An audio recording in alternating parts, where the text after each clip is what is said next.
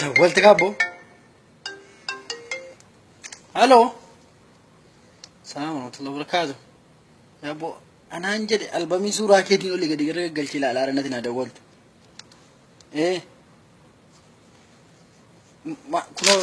Kuno suuraadhuma keen galchi ilaalaa irraan jedhaanti ma. Tuna bira jiraattetu viidiyoodhaan kan Dawwalte ta'e argitee miti. Kuno gara suuraa kee suuraa jaatamaan na bira jiraa beektee. Isuma jawwaalaan na argitee ni gaa intiniiti jijjiire.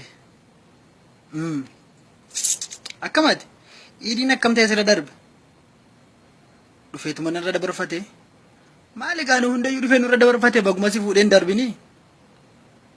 Eega bagana gaan jiraatte. Maal samoona kana ijaazaan baate moo akkam? Dheengaddan bahee eenyuun biratti baate? Dhalaan ammaa qaaniidhuma dhabde jechuudha yaa biyya. Eenyuun biratti baate? Ijaazaan bahee itti naa hintiin jedheen. Anni irsa keetii hundi ijaazaan bahee eenyutti naa baate meenatti beekame? Akkati yaadaattu miti dubbiini obboleessa koo biratti hin bahee. Obboleessi kee kun isa kamii? Hin qabu naan hin jenne.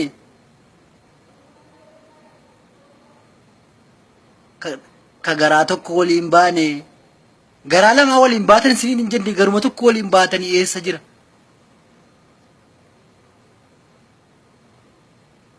Naannoo manfuwaa jira. Ameerikaa Minneapolis jira siin hin jenne anis. Asuma eessaadhaan jedhe maa wal nu barsiisi.